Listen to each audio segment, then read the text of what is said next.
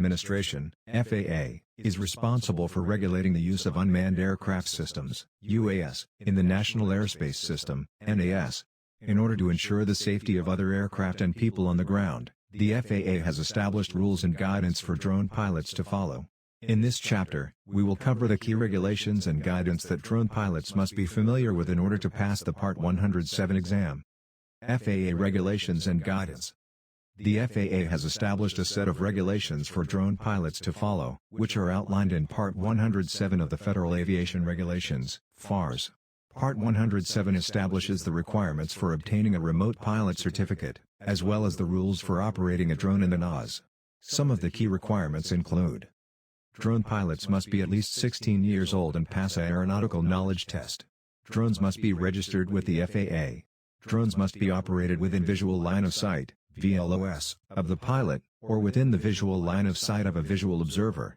Drones must be flown below 400 feet above ground level (AGL), and within the lateral boundaries of the pilot's control. Drones must not fly over people or moving vehicles.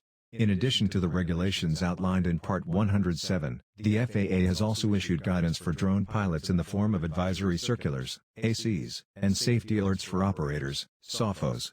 These documents provide additional information and clarification on the regulations, and drone pilots are expected to be familiar with them as well. Airport operations. One of the key considerations for drone pilots is the proximity of their operations to airports. The FAA has established a number of restrictions and requirements for drone pilots operating near airports, in order to ensure the safety of other aircraft. Some of the key requirements include: drone pilots must not fly within 5 nautical miles (nm) of an airport without prior authorization from Air Traffic Control (ATC). Drone pilots must not fly above 400 feet AGL within 3 nautical miles of an airport without prior authorization from ATC. Drone pilots must not fly in Class B, C, D, or E airspace without prior authorization from ATC. Drone pilots must not fly in restricted, prohibited, or warning areas without prior authorization from ATC. Maintenance and inspection requirements.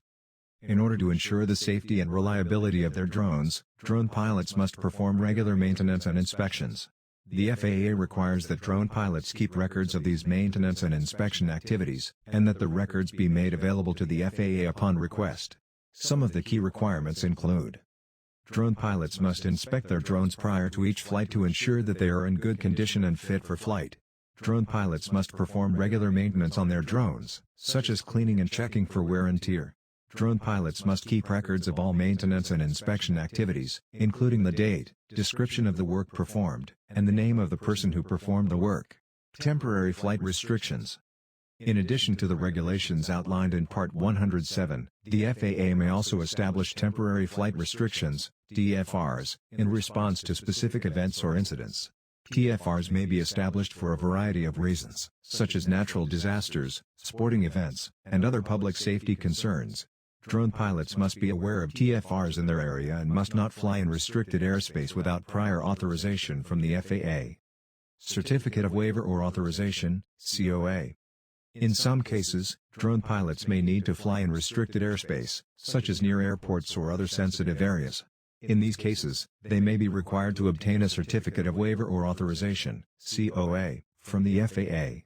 A COA is a permission granted by the FAA to allow a drone to operate in restricted airspace, under certain conditions. To obtain a COA, drone pilots must submit a request to the FAA outlining the purpose and details of their flight, including the type of drone to be used, the flight path, and any mitigation measures that will be put in place to minimize risks to other aircraft and people on the ground. The FAA will then review the request and make a determination on whether to grant the COA. It is important for drone pilots to understand the requirements and process for obtaining a COA, as flying in restricted airspace without one can result in significant fines and legal penalties. The FAA has strict safety requirements for all drone operations, and obtaining a COA is one way to demonstrate that these requirements are being met. In addition to the COA process, drone pilots must also understand the various other regulations and guidance that the FAA has established for drone operations. This includes guidelines on airport operations, maintenance and inspection requirements, and temporary flight restrictions. The FAA has a comprehensive set of regulations and guidance documents available on their website, and it is important for drone pilots to familiarize themselves with these resources.